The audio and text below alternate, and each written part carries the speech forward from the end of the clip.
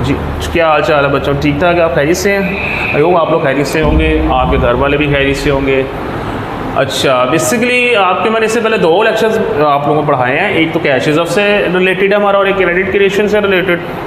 अब मैं आप लोगों को एक बात पहले बताता चलूँ आज का टॉपिक स्टार्ट करने से पहले कि जितने भी मैं आपको टॉपिक्स पढ़ा रहा हूँ इन दिनों में, these are the one of the most important topics of your book. ये पेपर पॉइंट ऑफ व्यू से भी जो है ना सबसे इंपॉर्टेंट क्वेश्चन हैं और वैसे भी बैंकिंग के most important and basic question समझे जाते हैं हर लेवल पे, ठीक है। और ये बैंकिंग के स्टूडेंट्स को आने चाहिए ये क्वेश्चंस। अगर बैंकिंग के स्टूडेंट को इन क्वेश्चंस के बारे में नहीं पता तो उसे आई थिंक बैंकिंग का कुछ भी नहीं पता। इससे पहले मैंने आपको क्रेडिट क्रिएशन का पढ़ाया था, मैंने आपको कैश रिजर्व का पढ़ाया था कि क्रेडिट क्रिएशन क्या होता है, कैश रिजर्व क्या होता है। आज मैं आपको पढ़ाऊँगा कमर्शियल बैंक्स क्या होते हैं। Another important topic, another important question according to paper point of view।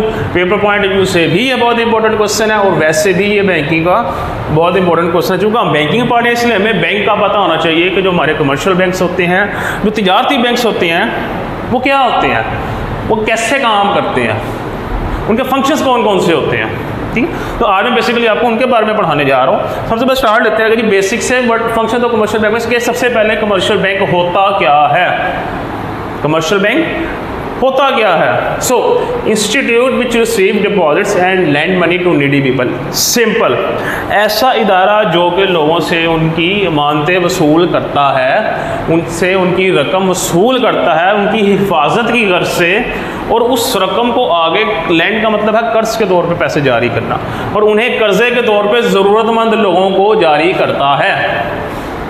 दोबारा बता देता हूँ, ऐसा इदारा जो कि लोगों से उनकी इमानतें वसूल करता है और आगे ज़रूरतमंद लोगों को कर्जे के तौर पे जारी करता है, ये हमें कमर्शियल बैंक कहलाता है। That is our commercial bank. ये मोस्ट सोफिस्टिकेटेड और मोस्ट सिंपल डेफिनेशन है कमर्शियल बैंक की। अच्छा, अगर हम इस डेफिनेशंस के अंदर से बात करें कि मोस्ट इंपॉर्टेंट चीज़ क्या है, कौन से ऐसे 2 वर्ड्स ऐसे हैं जो कि पूरी बैंकिंग को डिफाइन करते हैं, तो वो हमारे पास हैं। सबसे पहले हमारे पास आता है depositing and second one is lending. ये 2 ऐसे वर्ड हैं जो हमारी पूरी बैंकिंग को शो करते हैं। ये 2 ऐसे वर्ड हैं जो हमारी पूरी बैंकिंग सिस्टम को रिप्रेजेंट करते हैं। वो कैसे? Depositing and lending. अच्छा, अब इसमें एक और बात, हमारे पास डिपॉजिटिंग ही क्यों पहले आया, हमारे पास लैंडिंग क्यों नहीं पहले आया? क्योंकि डिपॉजिटिंग का मतलब है रकम जमा करवाना, लैंडिंग का मतलब आगे कर्ज के तौर पे जारी करना। तो यही बैंक के बेसिक फंक्शन है, वो लोगों से उनकी रकम जमा करता है, आगे कर्जे के तौर पे जारी करता है। हमने डेफिनेशन में भी यही पढ़ा है। सो डिपॉजिटिंग पहले इसलिए आया है बिकॉज कस्टमर्स बैंक में रकम जमा करवाएंगे तो बैंक आगे कर्जे के तौर पर जारी करेगा ना। जब कस्टमर्स बैंक में रकम ही नहीं जमा करवाएंगे तो हाउ इज दैट पॉसिबल कि आप आगे कर्जे के तौर पे लोगों को रकम जारी करो। सो डिपॉजिटिंग एंड लैंडिंग मतलब पहले लोग रकम जमा करवाते हैं, डिपॉजिट करवाते हैं, देन बैंक आगे कर्जे के तौर पे उन्हें इशू करता है, देन उन्हें कर्जे के तौर पे जारी करता है। So these 2 words explains the whole banking system। अगर को कहेगी, अगर आपने in 2 words explain banking in 2 words, तो simple these are depositing and lending। और डेफिनेशन उसकी ये बनती है कमर्शियल बैंक की, हमारे जो तिजारती बैंक है जो यहाँ पे काम कर रहे हैं, ठीक है। अब आते हैं इन पे फंक्शंस पे। और बेसिकली इसकी जो फंक्शन डिफरेंट फंक्शन हैं, लेकिन उनके डिफरेंट कैटेगरीज बना दी गई हैं, उनकी डिफरेंट क्लासेस बना दी गई हैं, उनको डिफरेंट ग्रुप्स में डिवाइड कर दिया गया है उनकी इंपॉर्टेंस के लिहाज से, उनकी वर्किंग के लिहाज से, ठीक है। तो सबसे पहले हमारे पास जो है ना 2 फंक्शन है, प्राइमरी फंक्शन है एंड देन सेकेंडरी फंक्शन है। ये बेसिक फंक्शन है बैंकिंग के। तो बेसिक फंक्शन है बैंकिंग के क्या है, हमारे पास प्राइमरी आता है फिर सेकेंडरी। जैसे हमारे पास डिपॉजिटिंग है एंड लैंडिंग है, इनकी डिफरेंट ग्रुपिंग कर दी गई है और उनको प्राइमरी और सेकेंडरी फंक्शन में डिवाइड कर दिया गया हमारे पास।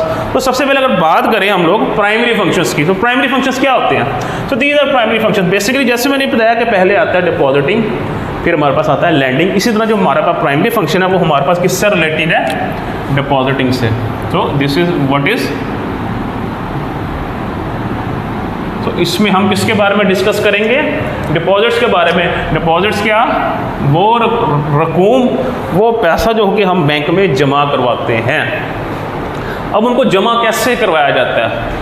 अकाउंट्स की शक्ल में, तो हमारे पास अकाउंट्स कौन कौन से होते हैं, हमारे पास ऑप्शंस कौन कौन सी अवेलेबल है जिनको हम बैंक में अवेल कर सकते हैं, अब उसके बारे में डिस्कस करते हैं। प्राइमरी फंक्शंस के अंदर सबसे पहले डिपॉजिट्स में हमारे पास आता है करंट अकाउंट, फिर आता है हमारे पास सेविंग अकाउंट, फिर हमारे पास आता है फिक्स्ड डिपॉजिट अकाउंट। ठीक है, सबसे पहले करंट अकाउंट क्या होता है? करंट अकाउंट बेसिकली इसको उर्दू में कहा जाता है चिल्लत खाता। क्या कहा जाता है? चिल्लत खाता। करंट अकाउंट मतलब चिल्लत खाता, ऐसा अकाउंट, ऐसा खाता जिसमें हम बैंकिंग आवर्स के दौरान अनलिमिटेड ट्रांजैक्शंस कर सकते हैं।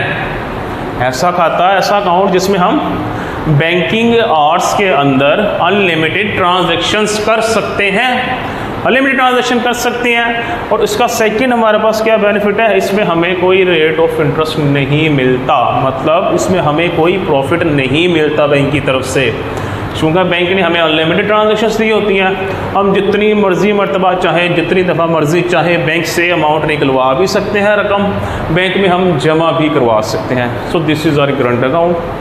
इस पर कोई हमें प्रॉफिट नहीं मिलता, इस पर कोई इंटरेस्ट नहीं मिलता हमें। ठीक है, सेकंड हमारे पास आता है सेविंग अकाउंट। अच्छा, इसमें सेविंग अकाउंट में करंट अकाउंट में जो बेसिक डिफरेंस है वो दो है। एक तो ये कि सेविंग अकाउंट पे हमें फिक्स्ड रेट ऑफ प्रॉफिट दिया जाता है, फिक्स्ड रेट ऑफ प्रॉफिट कह लें आप, या फिक्स्ड रेट ऑफ इंटरेस्ट कह लें। सो सेविंग अकाउंट में हमें फिक्स्ड रेट ऑफ इंटरेस्ट दिया जाता है। और सेकंड क्या है कि इसके अंदर ट्रांजेक्शन्स भी हमारे पास अनलिमिटेड नहीं होती, हम एक दिन में उस तरह ट्रांजैक्शंस नहीं कर सकते ओपनली जिस तरह हम करंट अकाउंट में अनलिमिटेड ट्रांजैक्शंस करते हैं। So this is our saving and this is current, and the basic difference is that कि सेविंग पे आपको फिक्स्ड रेट ऑफ इंटरेस्ट दिया जाता है, जबकि करंट अकाउंट पे आपको कोई रेट ऑफ इंटरेस्ट नहीं दिया जाता। और सेकंड क्या है कि उसमें अनलिमिटेड ट्रांजैक्शंस आप नहीं कर सकते। Third one, fixed deposit. अच्छा, ये अकाउंट ऊपर वाले दोनों अकाउंट से थोड़ा डिफरेंट है। वो कैसे? एक तो इस पे जो है फिक्स्ड डिपॉजिट पे आपको एक तो ये दिया होता है आपको फिक्स्ड ड्यूरेशन के लिए। फिक्स्ड ड्यूरेशन मतलब आपको पहले से कोई ना कोई टाइम डिसाइड करना पड़ता है कि आप ये अकाउंट 3 साल के लिए ओपन करवा रहे हो, 3 महीने के लिए ओपन करा रहे हो, 6 मंथ्स के लिए ओपन करवाना चाहते हो, 9 मंथ्स के लिए, 1 साल के लिए, 5 साल के लिए, 10 साल के लिए। You have multiple options to choose. वो कस्टमर की मर्जी है कि वो कौन सी ऑप्शन को सिलेक्ट करता है। और सेकेंड, इसमें जो सबसे जो बेसिक डिफरेंस और मेजर डिफरेंस है वो क्या है, इसमें आपको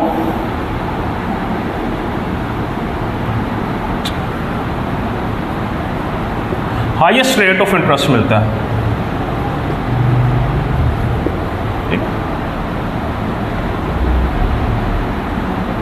इसमें आपको हाईएस्ट रेट ऑफ इंटरेस्ट दिया जाता है। क्यों?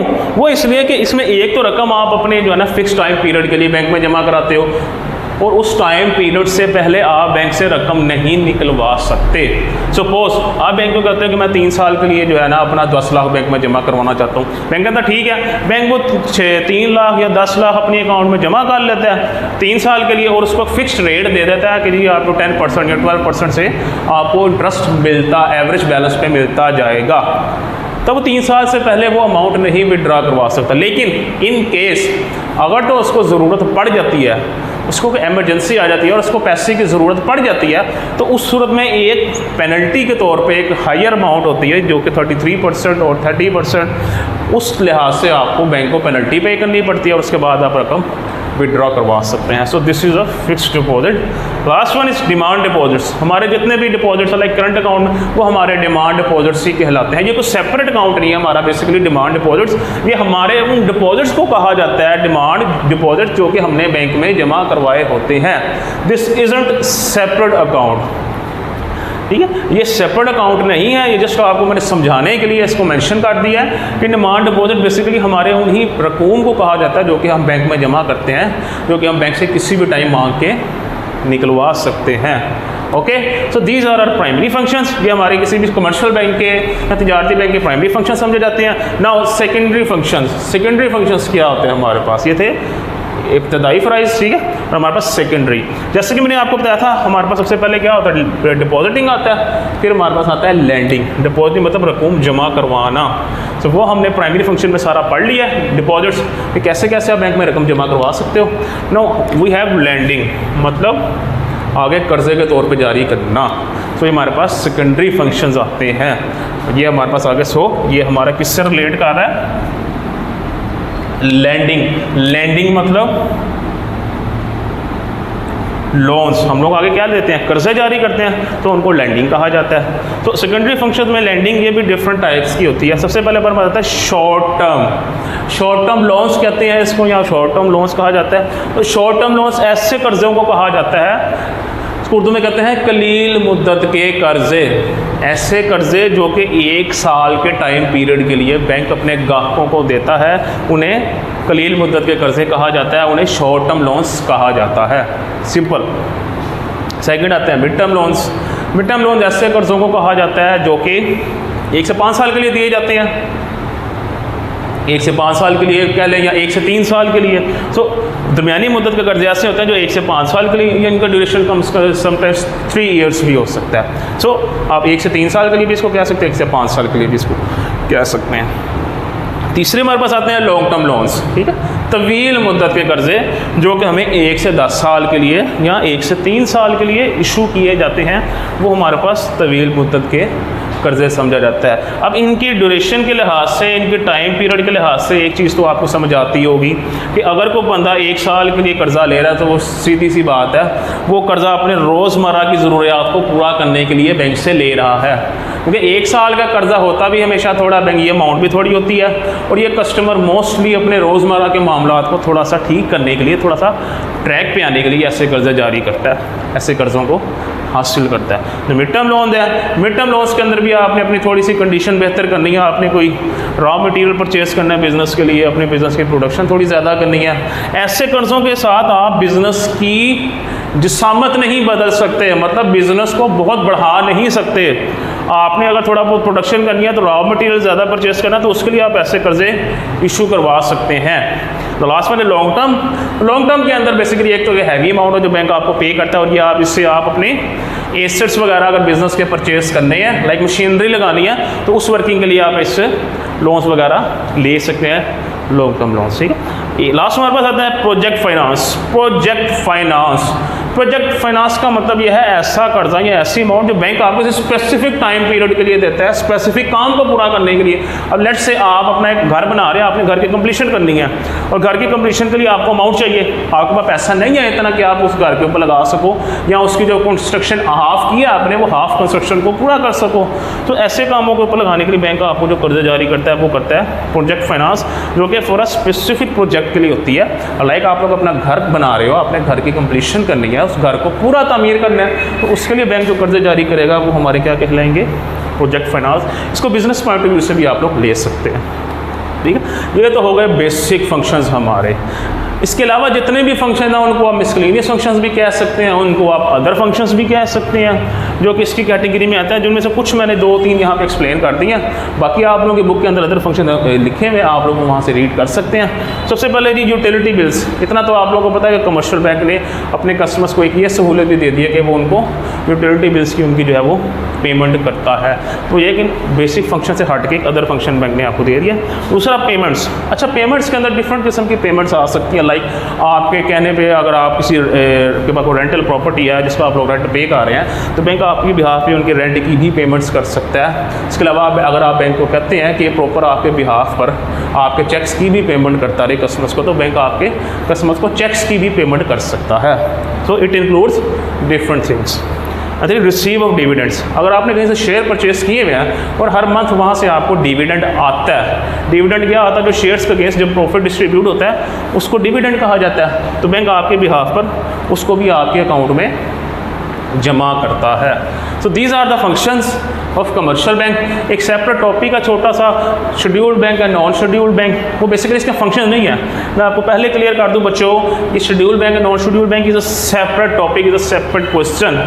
फंक्शन हमारे यहाँ तक थे बस, ये जैसे मैंने इसको इसलिए लिखा क्योंकि पेपर पॉइंट ऑफ व्यू से ये भी बहुत इंपॉर्टेंट है, और इसको भी आपने अच्छी तरह घर में तैयार करना है। मैं जैसे बता देता हूँ होता क्या है। शेड्यूल्ड बैंक ऐसा बैंक होता है जो कि सेंट्रल बैंक से रजिस्टर्ड होता है हमारा, और नॉन शेड्यूल्ड बैंक ऐसा बैंक होता है जो कि हमारे पास सेंट्रल बैंक से या स्टेट बैंक ऑफ पाकिस्तान से रजिस्टर्ड नहीं होता, ठीक है। तो दैट मीन्स इसका क्या मतलब है, अगर ये स्टेट बैंक से रजिस्टर्ड है तो इसको स्टेट बैंक की पॉलिसीज़ को मानना पड़ेगा, उसके फॉलो करना पड़ेगा, और उसके कहे प्रिंसिपल्स बनाए असूलों के तहत चलना पड़ेगा, जबकि नॉन शेड्यूल्ड बैंक का ऐसा कोई सिस्टम नहीं है। आई होप आप लोगों को ये क्वेश्चन समझ आ गया होगा। बुक से इसको पढ़ें, पेपर की तैयारी करें। Wish you best of luck. Thank you so much.